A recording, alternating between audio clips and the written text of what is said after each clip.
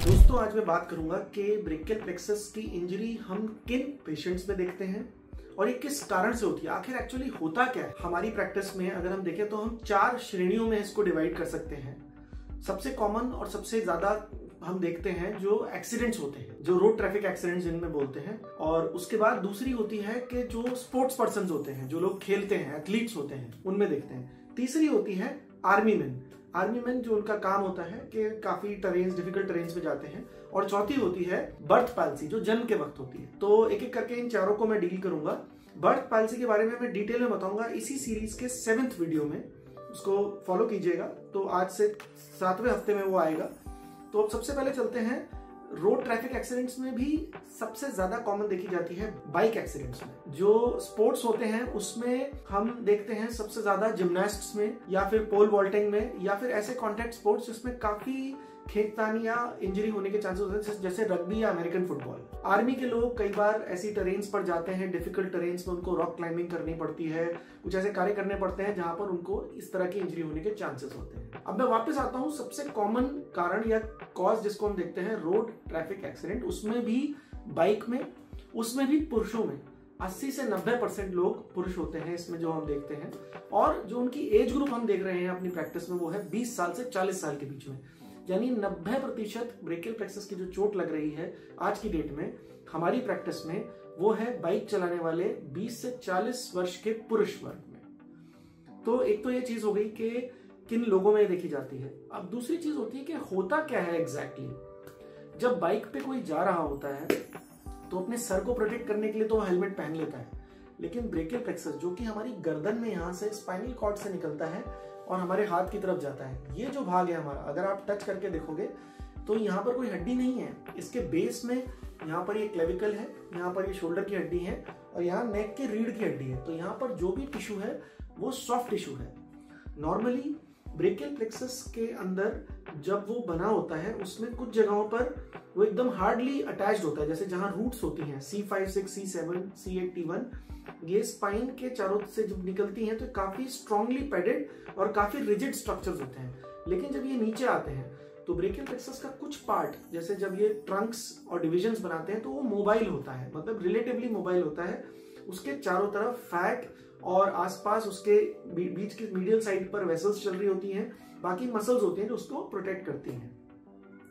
तो बेसिकली जब बाइक पर कोई व्यक्ति जा रहा है और एक्सीडेंट होता है तो उसकी गर्दन में 2 तरह की चीजें हो सकती हैं, या तो गर्दन का खिंचाव होना, इस तरह खिंच जाना, या फिर गर्दन का दबाव होना, कंप्रेशन होना। तो एक तो है स्ट्रेचिंग, दूसरा है कंप्रेशन। एक और तीसरी चीज जो हो सकती है वो होती है ट्विस्टिंग, मतलब गर्दन में कंप्रेशन भी होता है और खिंचाव भी हो रहा है साथ साथ। जो ट्विस्टिंग वाली इंजरीज होती है वो सबसे ज्यादा खतरनाक होती है।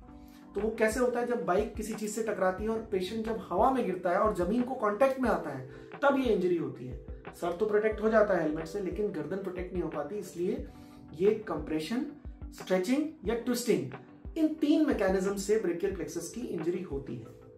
अब जब ब्रेकियल प्लेक्सस की इंजरी हो जाती है उसमें भी 3 तरह की इंजरी होती है। जो सबसे कॉमन है वो होती है न्यूरोप्रेक्सिया। 50% लोगों को ये इंजरी होती है, जिसमें नर्व के ऊपर की सिर्फ शीथ में इंजरी होती है। नर्व शीथ की इंजरी होती है, अंदर का जो सिस्टम है वो इंटैक्ट होता है। इसकी इंपॉर्टेंस क्या है, जो नर्व शीथ की इंजरी होती है वो अपने आप रिकवर हो जाती है। अगली जो 2 टाइप्स की इंजरी है, जिसमें एक होती है न्यूरोटेमेसिस और एक होती है एक्सोनोटेमेसिस, इन दोनों में प्रॉपर नर्व की इंजरी हो जाती है और ये अपने आप रिकवर नहीं हो सकती। तो जो न्यूरोप्रेक्सिया होता है वो 4 से 6 हफ्ते में अपने आप रिकवर हो जाता है। तो बॉटम लाइन क्या है, गोल्डन रूल क्या है कि अगर ब्रेकियल प्लेक्सस की कोई इंजरी हुई है और उसमें न्यूरोप्रेक्सिया है, तो अगर कोई पेशेंट 6 से 8 हफ्ते में बिल्कुल ठीक हो गया है, सपोज किसी के हाथ, कंधे और एल्बो की चोट लगी है और 6 से 8 हफ्ते में वो ठीक हो गया है, तो वो न्यूरोप्रेक्सिया कहलाएगा। लेकिन अगर वो 6 से 8 हफ्ते में ठीक नहीं हुआ है, उस चीज को हम न्यूरोटोमेसिस या एक्सोनोटोमेसिस करते हैं और उसमें आगे आपको मदद की जरूरत पड़ती है। मदद in the form of you need to consult जो भी आपका प्लास्टिक सर्जन है या हैंड सर्जन है या न्यूरो सर्जन है, जो ब्रेकियल प्लेक्सस की सर्जरी करते हैं, उनसे कांटेक्ट करना पड़ता है, उनको ओपिनियन लेना पड़ता है और 60 से 70% लोगों को ऑपरेशन की जरूरत पड़ती है। अगर हमें पता करना हो कि ब्रेकियल प्लेक्सस की चोट लगी है कि नहीं, तो हम कैसे पता करेंगे? देखिए 3 चीजें, देयर आर 3 थिंग्स। पहली है हिस्ट्री, हिस्ट्री का मतलब होता है कि एक्चुअली में हुआ क्या है, उस बात की तह तक जाना, वो क्या कहानी है कि क्या एक्चुअल में इवेंट्स किस सीक्वेंस में हुए, वो बहुत जरूरी है, उसमें आपको समझाऊंगा कैसे। दूसरा है साइंस। साइंस होते हैं हमारी मेडिकल फील्ड में, इसका मतलब जो हमें देख के पता चलता है कि भाई एक साइन है ये। तीसरी चीज है सिम्टम्स। सिम्टम्स वो होते हैं जो मरीज कहता है। तो अब हम सबसे पहली चीज में चलते हैं कि हिस्ट्री। हिस्ट्री का मतलब है कोई भी व्यक्ति अगर बाइक पे जा रहा है और उसका एक्सीडेंट हुआ और वो हवा में उछल के गिरा, तो ये एक इंपॉर्टेंट सिग्निफिकेंट इवेंट है कि उसको ब्रेकियल प्लेक्सस की इंजरी हो सकती है, उसकी गर्दन खिंच गई, ये एक हिस्ट्री है जिसमें ब्रेकियल प्लेक्सस की इंजरी हो सकती है। उसके सर में चोट आई, ये भी हिस्ट्री है कि अगर सर में चोट आई है तो गर्दन में भी चोट आ सकती है।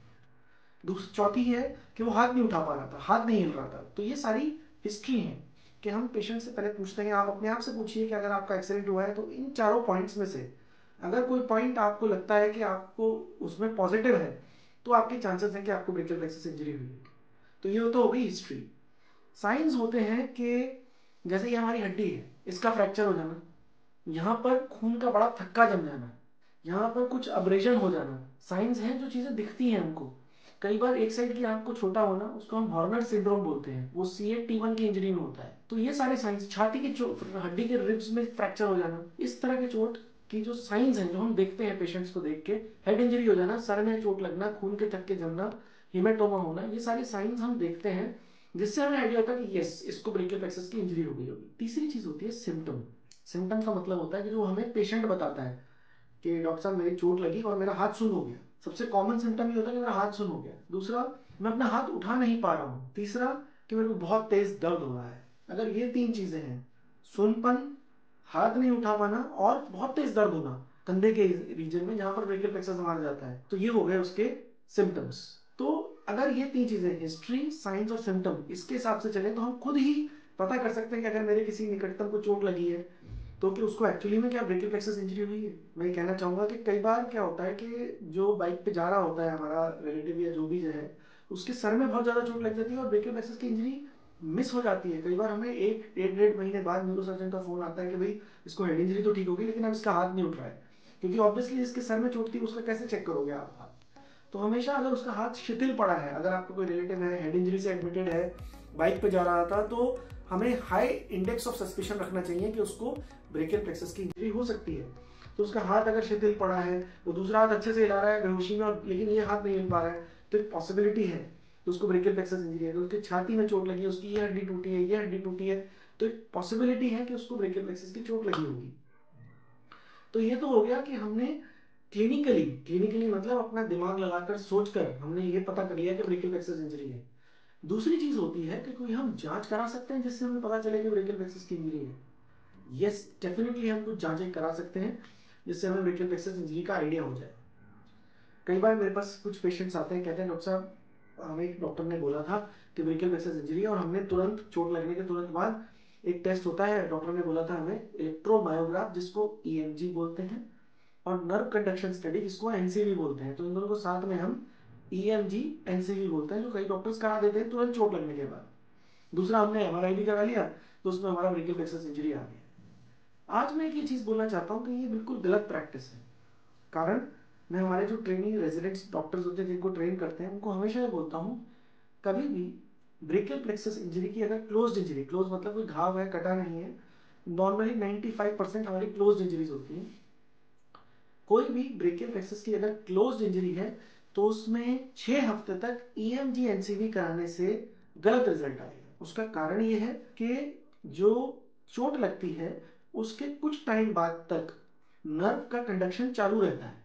मतलब चोट लग भी गई है लेकिन करंट फिर भी आगे जा रहा है, उसको हम जंपिंग कंडक्शन बोलते हैं। उससे क्या होता है, रिपोर्ट गलत आएगी। आपको ब्रेकियल प्लेक्सस की चोट लग गई है लेकिन आपकी रिपोर्ट ठीक आ रही है, तो आप सोचोगे नहीं मेरे को तो ब्रेकियल प्लेक्सस इंजरी है ही नहीं। तो EMG NCV 6 हफ्ते तक एक्यूरेट नहीं होता, क्योंकि 6 हफ्ते बाद ही जो इंजरी है वो प्रॉपरली अपने आप को एस्टैब्लिश करती है और उसके बाद टेस्ट हमें बताता है। अब रही MRI की बात। MRI के साथ प्रॉब्लम ये है कि तुरंत अगर हम कराते हैं तो वहां प्लेक्सस के आसपास खून के बड़े थक्के होते हैं, हीमेटोमा जिसको हम बोलते हैं। तो यूजुअली मैं जो रिकमेंड करता हूँ वो ये है, पहली चीज EMG NCV 6 हफ्ते के बाद होनी चाहिए, तब वो एक्यूरेट में आइडिया देगी। दूसरी चीज, MRI कम से कम 2 हफ्ते के बाद कराना चाहिए। तुरंत करा सकते हैं, एक बेसलाइन आइडिया दे देगा, लेकिन जो हीमेटोमा है उसको रिजॉल्व होने में 1 से 1.5 महीना लगता है। फिर भी जो इमीडिएट फ्लूइड कलेक्शन होता है वो तो 2 हफ्ते में रिजॉल्व हो जाता है। तो ये 2 चीजें मैं कहना चाहता हूँ।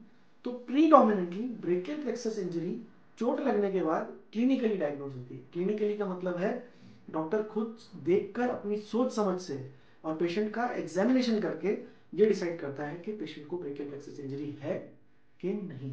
क्या ब्रेकियल प्लेक्सस का इलाज संभव है? इसका सिंपल आंसर है यस। आज से 50 इयर्स अगो, 50 साल पहले जर्नल्स में आर्टिकल छपते थे कि ब्रेकियल प्लेक्सस की चोट में पेशेंट का एम्पुटेशन कर देना चाहिए। मैं ग्लोबल प्लेक्सस की बात कर रहा हूँ, और उसको प्रोस्थेसिस दे देनी चाहिए। कई बार इसका रीजन ये होता था कि पेशेंट पेन में बहुत तड़पता होता था, लेकिन अगर हम ब्रेकियल प्लेक्सस को समझें तो एम्पुटेशन से पेन का इलाज नहीं हो सकता, एम्पुटेशन से कुछ नहीं हो सकता। तो अब आज की डेट में ब्रेकियल प्लेक्सस का ट्रीटमेंट पॉसिबल है, और ये हम कैसे करते हैं? बेसिकली पहले तो हम किसी भी ब्रेकियल प्लेक्सस की क्लोज्ड इंजरी में 6 से 8 हफ्ते तक हम वेट करते हैं कि अगर वो न्यूरोप्रैक्सी है तो अपने आप रिकवर हो जाएगी।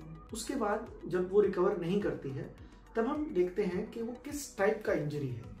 या तो वो पार्शियल ब्रेकियल प्लेक्सस है, पार्शियल का मतलब कि कुछ बच गया है, वो मैं अभी समझाऊंगा कैसे, और या फिर वो ग्लोबल पैल्सी है जिसमें कुछ भी नहीं बचा है।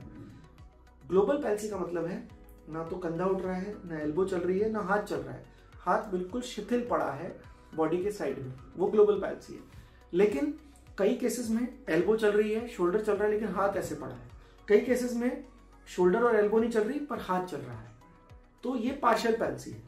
पार्शियल पैल्सी के बड़े ही एक्यूरेट और अच्छे रिजल्ट्स हैं। ग्लोबल पैल्सी के रिजल्ट्स उतने अच्छे नहीं है, लेकिन हम इस कोशिश में रहते हैं कि पेशेंट सेल्फ डिपेंडेंट, किसी पर डिपेंडेंट ना रहे और इंडिपेंडेंट हो जाए। तो हम इस ट्रीटमेंट में करते क्या है? बेसिकली 4 से 6 हफ्ते वेट करने के बाद हम EMG NCV MRI कराकर ये देखते हैं कि किस लेवल पर चोट है। साथ ही साथ जो मेन चीज हमारी रहती है वो रहता है क्लिनिकल एग्जामिनेशन।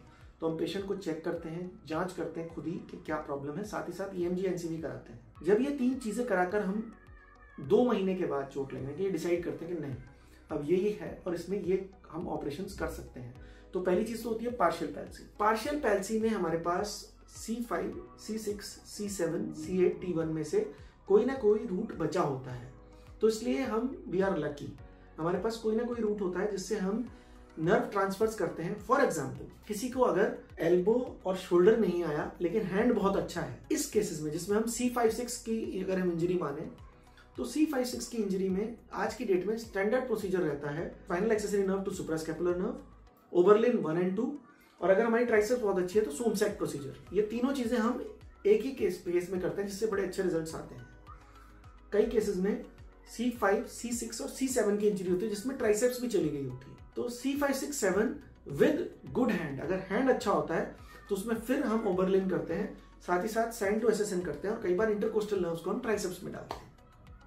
अगर C5, 6, 7 विद पुअर हैंड है, फिर उस केस में हमें क्या करना है? उस केस में हम स्पाइनल एक्सेसरी टू सुप्रास्कैपुलर करते हैं, इंटरकोस्टल्स कुछ हम बाइसेप्स में डालते हैं और कुछ हम ट्राइसेप्स में भी डालते हैं, और हैंड की हम होप करते हैं कि रिकवरी अपने आप आएगी। एक तो ये हो गया। अब हम आते हैं ग्लोबल पैल्सी की तरफ। ग्लोबल पैल्सी में हमारे पास C5 से T1 तक कुछ भी नहीं है, उस चीज को हम ग्लोबल पैल्सी बोलते हैं। इसमें आज की डेट में 2 तरह का ट्रीटमेंट अवेलेबल है।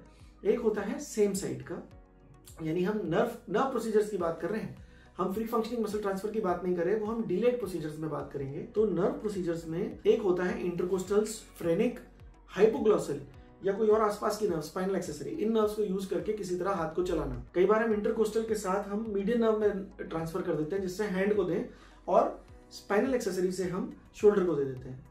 एल्बो के लिए हम कई बार फ्री फंक्शनिंग मसल ट्रांसफर बाद में करते हैं, कई बार हम फ्रेनिक से एल्बो को दे देते हैं। रिसेंटली कुछ केसेस में मैंने हाइपोग्लॉसल नर्व को भी एल्बो के लिए यूज किया है। तो ये तो हो गया हमारा ग्लोबल पैल्सी में ये ट्रांसफर करना सेम साइड से। आज की डेट में को एक प्रोसीजर आया जिसको हम बोलते हैं कॉन्ट्रालेटरल C7 ट्रांसफर। उसमें हम ऑपोजिट साइड की C7 को लाते हैं और इसके हमारी जो इंजर्ड प्लेक्सस है उसके जो मीडियल ट्रंक है, C8 T1 के बनने के बाद जो लोअर ट्रंक या मीडियम ट्रंक बोलते हैं, उससे जोड़ देते हैं। साथ ही साथ जो MABC है उसको हम बाइसेप्स में डाल देते हैं। तो C7 जो दूसरी साइड से आ रहा है वो हमारे हाथ को चलाता है और इसके रिजल्ट्स काफी प्रॉमिसिंग हैं। लेकिन कई बार निग्लेक्टेड पेशेंट्स होते हैं जिनको ग्लोबल पैल्सी है, वो हमारे पास आते हैं। उन केसेस में फ्री फंक्शनिंग मसल ट्रांसफर का भी रोल है। अगर इसके बारे में आप और जानना चाहते हैं तो मेरे पुराने वीडियोस में इसी चैनल पर फ्री फंक्शनिंग मसल ट्रांसफर की वीडियो को जरूर देखें। उससे आपको समझ में आएगा कि निग्लेक्टेड या डिलेड ब्रेकियल प्लेक्सस के लिए भी अब ट्रीटमेंट ऑप्शंस पॉसिबल हैं। Thank you. ब्रेकियल प्लेक्सस में रिहैबिलिटेशन और फिजियोथेरेपी का क्या रोल है? रिहैबिलिटेशन का मतलब क्या होता है? बेसिकली कोई व्यक्ति चोट लगने से पहले जो काम कर रहा था, वापस चोट लगने के बाद वो काम कर पाएगा और कितनी जल्दी वो काम कर पाएगा, इसको हम रिहैबिलिटेशन बोलते हैं। तो बेसिकली रिहैबिलिटेशन में सबसे इंपॉर्टेंट चीज होती है अर्ली इंटरवेंशन। अर्ली इंटरवेंशन का मतलब ये है किसी को ब्रेकियल प्लेक्सस की चोट है तो उसको सबसे पहले अर्ली इंटरवेंशन करना चाहिए हमें, कि चोट लगने के बाद ही हम रिहैबिलिटेशन की बात करें कि इसको वापस नॉर्मल कैसे करना है। उसको हम कैसे करते हैं? सबसे पहली चीज होती है कस्टमाइज्ड प्लान। हम उस पेशेंट को ये देखते हैं कि वो पहले चोट लगने से पहले करता क्या था और किस तरह हम उसको वापस उस रास्ते पर ले जाएं कि वो वापस वो चीज कर पाए। तो कस्टमाइज्ड प्लान में सबसे पहली चीज जो हम करते हैं, एक तो वो देखते हैं, दूसरा हम देखते हैं पेन मैनेजमेंट। ब्रेकियल प्लेक्सस के पेशेंट्स को पेन सबसे ज्यादा तंग करता है, स्पेशली ग्लोबल ब्रेकियल प्लेक्सस या प्री गैंग्लियोनिक इंजरीज में। तो आज की डेट में पेन एक अलग स्पेशलिटी बन गई है और हमारी टीम में पेन स्पेशलिस्ट्स हैं जो सिर्फ पेन का ट्रीटमेंट करते हैं। तो पहली चीज होती है पेन, फिर हम एक्सरसाइज और सेंसेशंस इनकी बात करते हैं। फिर एक्सरसाइज के लिए मैं फिजियोथेरेपी में फिर से बात करूंगा कि क्या क्या कैसे एक्सरसाइज करते हैं। तो एक्सरसाइज और सेंसरी ट्रेनिंग। उसके बाद आती है न्यूरो इलेक्ट्रिको मैकेनिकल ट्रेनिंग, मतलब हम नर्व कंडक्शन से या नर्व को स्टिमुलेट करके किस तरह उनको वापस रिहैबिलिटेट कर सकते हैं। उसके बाद कई पेशेंट्स में मसाज थेरेपी का रोल है। उसके बाद कई पेशेंट्स में हाइड्रोथेरेपी का रोल है। हाइड्रोथेरेपी होती है पानी के अंदर एक्सरसाइज कराना। तो इस तरह ये सारी एक्सरसाइज करके हम रिहैबिलिटेशन की तरफ बढ़ते हैं। रिहैबिलिटेशन के लिए पहला टूल है फिजियोथेरेपी। फिजियोथेरेपी का क्या रोल है? हमारा अगर ब्रेकियल प्लेक्सस की इंजरी हो जाती है, सपोज किसी व्यक्ति को इस हाथ की ब्रेकियल प्लेक्सस की इंजरी हो गई है तो ये हाथ हिल नहीं रहा है। अगर हाथ हिल नहीं रहा है तो क्या होगा? उसके जो जोड़ हैं वो जाम हो जाएंगे। तो एक बार हमने रिहैबिलिटेशन प्रोटोकॉल सेट कर लिया तो हम फिजियोथेरेपी में मेन एम्फेसिस जो हमारा होता है वो होता है इन जोड़ों को जाम होने से बचाना, basically to keep the joint supple. जब हम नर्व ठीक करेंगे और उसका करंट आएगा, मसल्स वापस काम करेंगी, उस वक्त अगर हमारे जोड़ जाम हो गए होंगे तो मसल्स का जो फंक्शन है वो नहीं आएगा। तो till the time the nerve reaches it's target and the muscle start functioning, हमें इन जोड़ों को खराब नहीं होने देना है। तो फिजियोथेरेपी का सबसे इंपॉर्टेंट रोल ये है। दूसरी चीज में हम क्या करते हैं, हम अगर पेशेंट्स की सेंसेशन इंटैक्ट है तो उसको गैल्वेनिक स्टिमुलेशन करते हैं। गैल्वेनिक स्टिमुलेशन का रोल है कि मसल्स को स्टिमुलेट करना और उनको खराब होने से बचाना जब तक करंट वहां पहुंचता है। लेकिन गैल्वेनिक स्टिमुलेशन के लिए सबसे पहली प्री रिक्विजिट होती है सेंसेशंस का इंटैक्ट होना। तो हम चेक करते हैं, हमारे जो फिजियोथेरेपिस्ट होते हैं वो चेक करते हैं कि उस पर्टिकुलर पार्ट में, सपोज मेरे को बाइसेप्स में गैल्वेनिक स्टिमुलेशन देना है तो मुझे ये देखना है कि इसके ऊपर की जो स्किन है ये, इसमें सेंसेशन इंटैक्ट होनी चाहिए। अगर सेंसेशन नहीं है और मैं गैल्वेनिक स्टिमुलेशन दे रहा हूं तो यहाँ पर बर्न्स हो जाएंगे। एक चीज फिजियोथेरेपी में जोड़ों को खराब नहीं होने देना, दूसरा मसल्स को करंट देते रहना कि जब तक उनके न्यूरोमस्कुलर जंक्शंस तक जेन्युइनली जो हमने नर्व रिपेयर किया उसका करंट नहीं पहुंचता, वो काम करे। तो ये हमारा फिजियोथेरेपी का रोल है। तो रिहैबिलिटेशन एंड फिजियोथेरेपी दोनों साथ में अगर हम करें तो इट इज पॉसिबल कि हम पेशेंट्स को एटलीस्ट उस जगह पर पहुंचा दें कि वो जो चोट लगने से पहले कर रहा था कम से कम 60 to 70% वो अपना रोल वापस एज्यूम कर सके। Thank you. Prognosis and recovery time in brachial plexus injury. दोस्तों ये बहुत ही कॉमन क्वेश्चन है, हर पेशेंट पूछता है कि डॉक्टर साहब मैं कब तक ठीक होऊंगा। प्रोग्नोसिस का मतलब होता है कि जो मेरे को चोट लगी है उसका क्या भविष्यवाणी है कि भाई मैं ठीक होऊंगा नहीं होऊंगा, कितना ठीक होऊंगा। रिकवरी वही कि कितना टाइम लगता है वापस नॉर्मल होने में। अगर हम प्रोग्नोसिस और रिकवरी की बात करें तो सबसे पहला जो पॉइंट मैं हमेशा बोलता हूँ वो होता है कि आपकी प्रोग्नोसिस और रिकवरी डिपेंड करती है आपकी सिवियरिटी ऑफ इंजरी पर। अगर किसी को ग्लोबल ब्रेकियल प्लेक्सस इंजरी है तो उसकी प्रोग्नोसिस उतनी अच्छी नहीं है कंपेयर टू किसी को अगर पार्शियल ब्रेकियल प्लेक्सस इंजरी है। तो पहला पॉइंट होता है सिवियरिटी ऑफ इंजरी। दूसरा पॉइंट होता है कि कितना जल्दी हमने इंटरवीन किया। मेरे पिछले वीडियो में मैंने बताया था 6 से 8 हफ्ते हम वेट करते हैं, लेकिन उसके बाद 2 महीने के बाद 2 से 6 महीने के बीच में अगर हमने किसी को ऑपरेट किया और 6 महीने से 12 महीने के बीच में हमने ऑपरेट किया इससे भी रिजल्ट पर फर्क पड़ता है। There are already studies which say earlier the intervention better the results. यानी चोट लगने के बाद अगर 2 महीने निकल गए, उसके बाद जितना जल्दी हम इंटरवीन करेंगे उतना ही जल्दी अच्छा हमारा रिजल्ट आएगा। तीसरा पॉइंट होता है type of injury. Type of injury का मतलब है किस तरह की इंजरी है, क्या वो न्यूरोप्रैक्सिया है, एक्सोनोटोमेसिस है, न्यूरोटोमेसिस है, तो इस पे डिपेंड करता है कि किस तरह का रिजल्ट आएगा। चौथा पॉइंट होता है age and health of the patient. अगर पेशेंट यंग है और उसकी हेल्थ अच्छी है तो रिजल्ट्स अच्छे आएंगे। कोई पेशेंट ओल्ड है या उसको कोई कोमॉर्बिडिटी है, जैसे डायबिटीज है, हार्ट कंडीशन है, या कोई और ऐसी चीज है जो कोई न्यूरोपैथी है जो नर्व की रिकवरी में फर्क डालती है, तो उसके रिजल्ट्स उतने अच्छे नहीं आएंगे। पांचवा पॉइंट है कि एसोसिएटेड इंजरीज के उसके साथ में और क्या चोट थी। जिन लोगों को एसोसिएटेड हेड इंजरीज हैं उनके relative results are not as good as with people who don't have a head injury.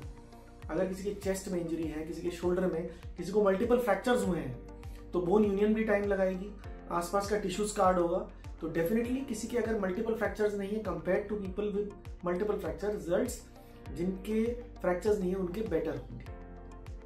फिर है न्यूरोलॉजिकल डेफिसिट। अगर न्यूरोलॉजिकल डेफिसिट बहुत ज्यादा है तो प्रोग्नोसिस पुअर रहेगी। फिर है कॉम्प्लिकेशंस।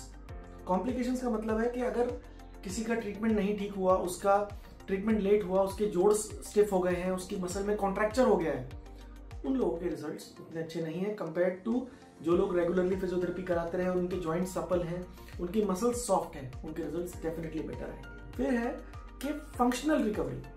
फंक्शनल रिकवरी का मतलब ये होता है कि बेसिकली हमारी मसल तो कॉन्ट्रैक्ट कर रही है टेस्ट पे, लेकिन वो काम नहीं कर पा रही है।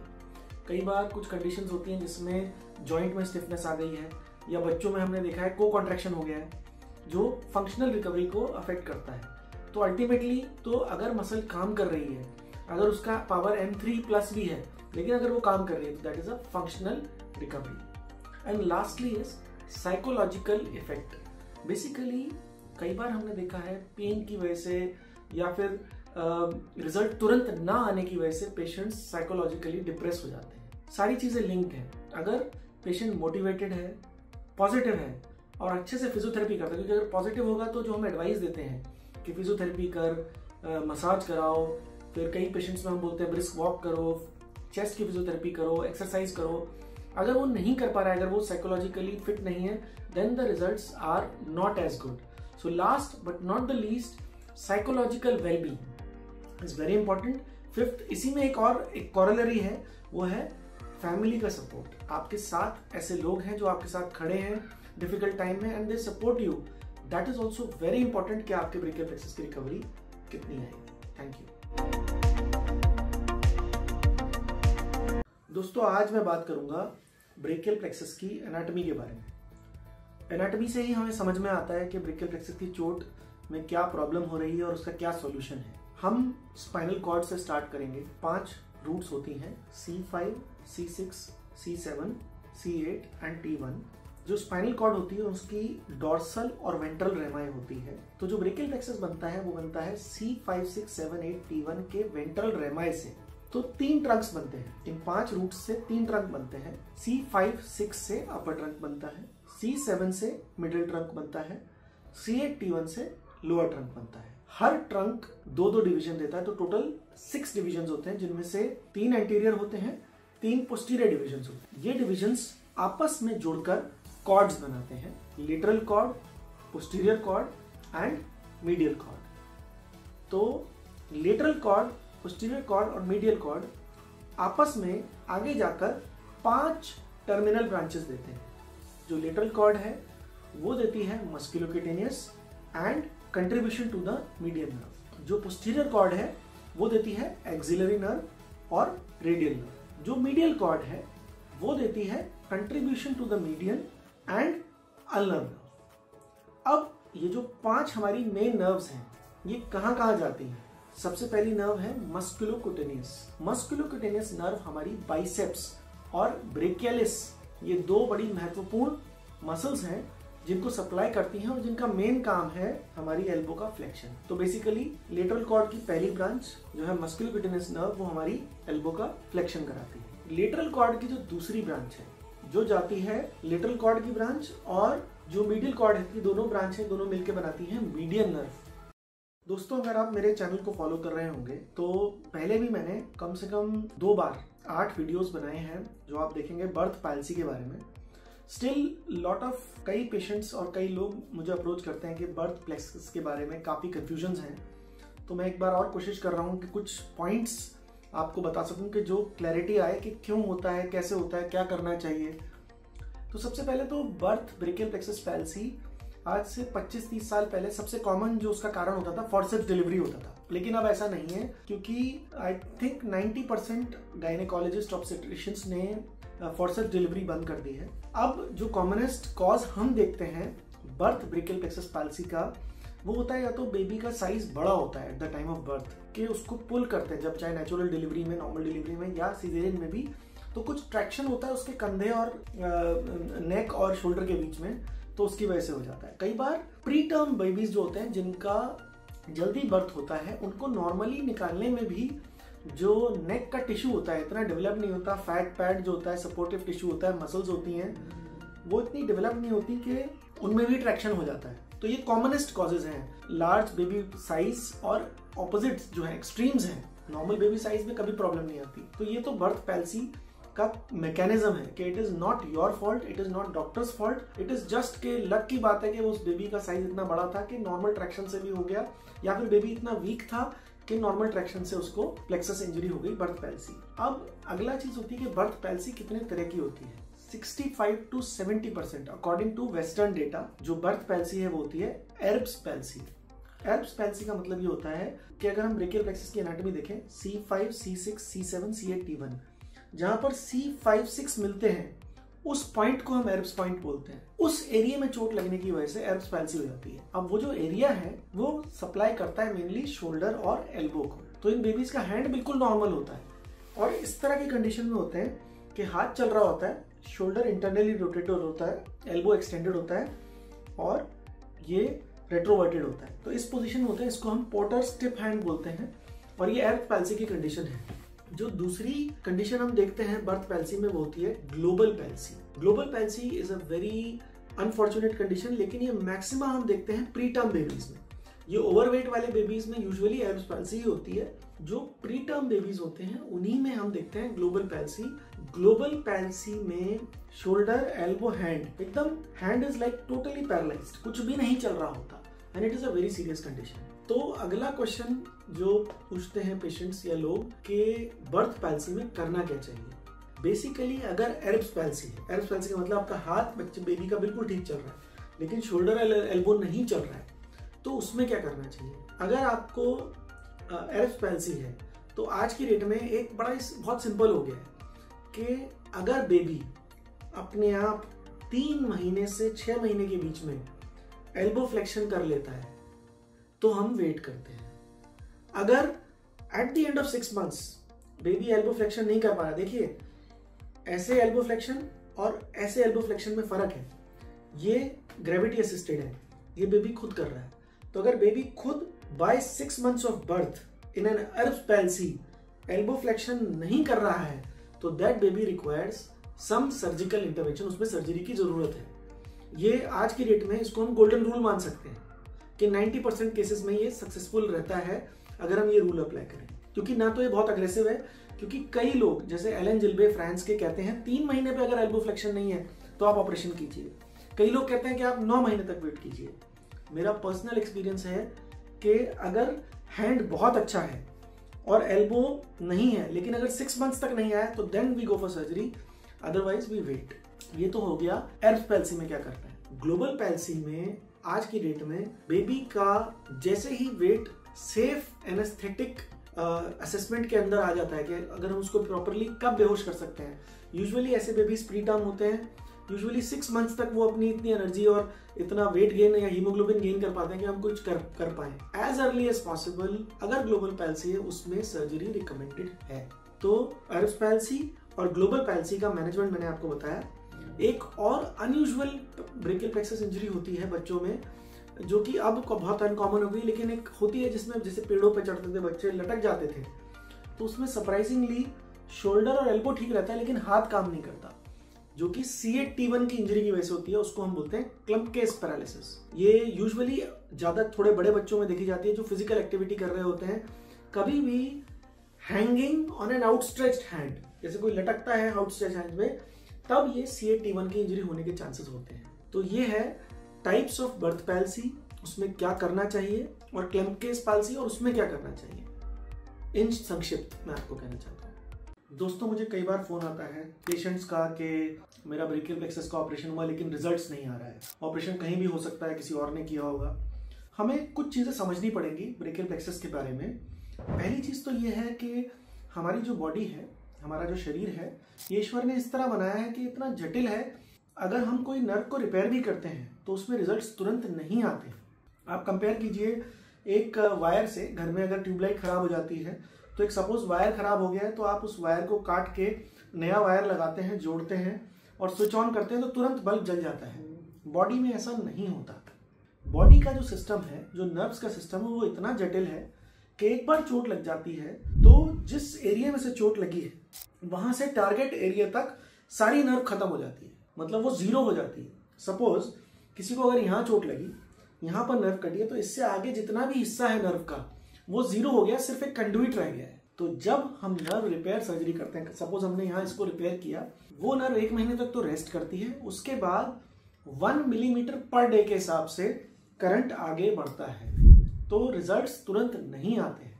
मैं एक और इजी एग्जांपल आपको देता हूँ कि सपोज किसी व्यक्ति की मीडियन नर्व में इंजरी हो गई इस लेवल पर, यहाँ हम कहते हैं आर्म पे, ठीक है ना।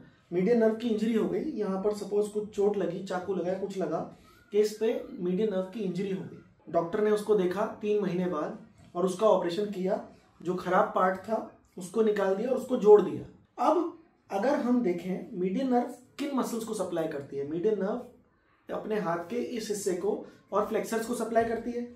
अगर हम उनके ओरिजिन देखें तो उनका ओरिजिन कहीं यहाँ जाकर कहीं है, तो मीडियन नर्व का यहाँ से यहाँ तक अगर हम मान के चलें करीब 15 सेंटीमीटर तो होगा। 1 महीने का नर्व रेस्ट करेगी, उसके बाद 1 मिलीमीटर पर डे के हिसाब से उसको 15 सेंटीमीटर कवर करना है, फिर जाके हाथ का मूवमेंट आएगा। ये चीज अगर हमारी समझ में आ जाती है, ब्रेकियल प्लेक्सस की इंजरी में हम समझ जाएंगे कि हमारे रिजल्ट्स इतने लेट क्यों आते हैं।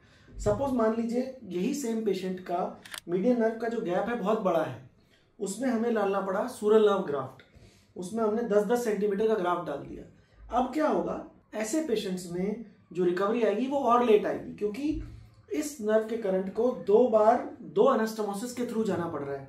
तो हर बार जब वो एनास्टोमोसिस को क्रॉस करेगा तब उसमें कोई लेटेंसी होगी ही, तो ये रिजल्ट्स आने में और देर लगेगी। तो अंततः मैं यही कहना चाहता हूँ, रिजल्ट्स आने में टाइम लगता है, कई बार रिजल्ट्स बहुत लेट आते हैं, लेकिन एक टाइम लिमिट होती है कि साल, 1.5 साल, 2 साल।